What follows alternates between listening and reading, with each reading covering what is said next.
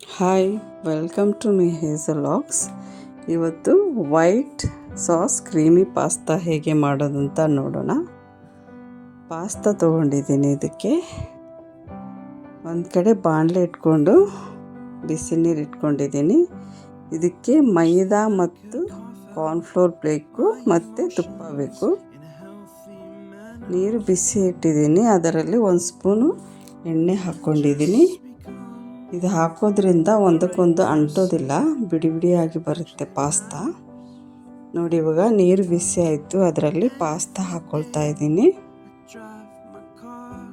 ಇದನ್ನು ಬೇಯಲು ಒಂದು ಸೈಡ್ ಇಟ್ಕೊಳ್ತಾ ಇದ್ದೀನಿ. ಇವಾಗ ಬೇರೆ ಬಾಣಲೆ ಇಟ್ಕೊಂಡು ಅದರಲ್ಲಿ ತುಪ್ಪ ಹಾಕ್ಕೊಳ್ತಾ ಇದ್ದೀನಿ.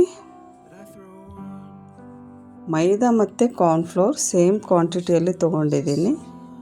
ಇದನ್ನು ಸಿಮ್ಮಲ್ಲಿ ಇಟ್ಟು ಚೆನ್ನಾಗಿ ಫ್ರೈ ಮಾಡಿ. ಈ ಥರ 5 ಮಿನಿಟ್ಸ್ ಈ ಥರ ಹಸಿ ವಾಸನೆ ಹೋಗೋವರೆಗೆ ಫ್ರೈ ಮಾಡಿ. 2 ಬೆಳ್ಳುಳ್ಳಿ ತೊಗೊಂಡಿದ್ದೀನಿ. ನೋಡಿ, ಇವಾಗ ಪಾಸ್ತಾ ಬೆಂದಿದೆ. ಇದರಲ್ಲಿ ಇರೋ ಎಕ್ಸೆಸ್ ವಾಟರನ್ನು ತೆಗೆದಿದ್ದೀನಿ.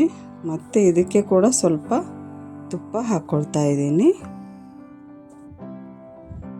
ಇವಾಗ ಮತ್ತೆ ಬಾಣಲೆ ಬಿಸಿ ಇಟ್ಟಿದ್ದೀನಿ. ನೋಡಿ, ಇದಕ್ಕೆ 1 ಗ್ಲಾಸ್ ಹಾಲು ಬೇಕು. ಇವಾಗ ನಾವು ಮೈದಾ ಮತ್ತು ಕಾರ್ನ್ಫ್ಲೋರ್ ಫ್ರೈ ಮಾಡ್ಕೊಂಡಿದ್ದೀವಲ್ಲ, ನೋಡಿ ಸ್ವಲ್ಪ ಬಾಣಲೆಯಲ್ಲಿ ಮತ್ತೆ ತುಪ್ಪ ಹಾಕ್ಕೊಳ್ತಾ ಇದ್ದೀನಿ ನಾನು, 1 ಸ್ಪೂನ್ವರೆಗೆ. ಯಾವಾಗ ರೆಗ್ಯುಲರಾಗಿ ಮಾಡೋ ಥರ ಮಾಡಿದರೆ ಹುಡುಗರು ಇಷ್ಟಪಡೋದಿಲ್ಲ. ಈ ಥರ ಡಿಫ್ರೆಂಟಾಗಿ ನೀವು ಟ್ರೈ ಮಾಡಿ. ನೋಡಿ, ಬೆಳ್ಳುಳ್ಳಿಯನ್ನು ಸಣ್ಣಗೆ ಹೆಚ್ಕೊಂಡಿದ್ದೀನಿ. ಅದನ್ನು ಇವಾಗ ಫ್ರೈ ಮಾಡ್ಕೊಂಡಿದ್ದೀನಿ. ನಾವು ರೆಡಿ ಮಾಡಿಟ್ಕೊಂಡ ಪೌಡ್ರ್ ಮತ್ತು ಅದರಲ್ಲಿ ಮಿಕ್ಸ್ ಮಾಡಿದ್ದೀವಲ್ಲ ಅದು ಹಾಕಿ, ಉಳಿದಿದ್ದ ಹಾಲನ್ನು ಕೂಡ ಹಾಕಿ ಚೆನ್ನಾಗಿ ಮಿಕ್ಸ್ ಮಾಡಿ ಇದನ್ನು ಕಂಟಿನ್ಯೂಯಸ್ ಆಗಿ ತಿರುಗಿಸ್ಬೇಕ್ರಿ. ಇದು ಉಂಡೆ ಬರಲಾರ ಥರ. ಇದು ಬರ್ತಾ ಬರ್ತಾ ಥಿಕ್ಕಾಗ್ತಾ ಇರುತ್ತೆ, ಈ ಥರ ಕ್ರೀಮ್ ಥರ. ನೋಡಿ, ಇವಾಗ ಕಂಟಿನ್ಯೂಸ್ ಆಗಿ ಈ ಥರನೇ ಕೈ ಆಡಿಸ್ತಾ ಇರಬೇಕು. ಇದು ಬಿಸಿಯಾಗಿ ತಿಂದ್ರೇ ಟೇಸ್ಟಿಯಾಗಿರುತ್ತೆ ರೀ. ಈವ್ನಿಂಗ್ ಟೈಮಿಗೆ ಮಕ್ಕಳು ಸ್ಕೂಲಿಂದ ಬಂದಾಗ ಆ ಥರ ಮಾಡಿಕೊಡಿ. ನೋಡಿ, ಇದು ಒಣ ಮೆಣಸಿನ್ಕಾಯಿ ಮತ್ತು ಪೆಪ್ಪರ್ ಎರಡನ್ನು ಕ್ರಷ್ ಮಾಡ್ಕೊಂಡಿದ್ದೀನಿ. ಅದನ್ನು ಕೂಡ ಹಾಕಿ ಇದರಲ್ಲಿ ಸ್ವಲ್ಪ ಉಪ್ಪು ಹಾಕ್ಕೊಳ್ಳಿ. ಇದಕ್ಕೆ ಮತ್ತೆ ಮಿಕ್ಸ್ ಮಾಡಿ. ನಾವು ಆಲ್ರೆಡಿ ಬೇಯಿಸಿಟ್ಟಿರೋ ಪಾಸ್ತಾ ಇದರಲ್ಲಿ ಹಾಕಿ ಮಿಕ್ಸ್ ಮಾಡಿ. ಇದನ್ನು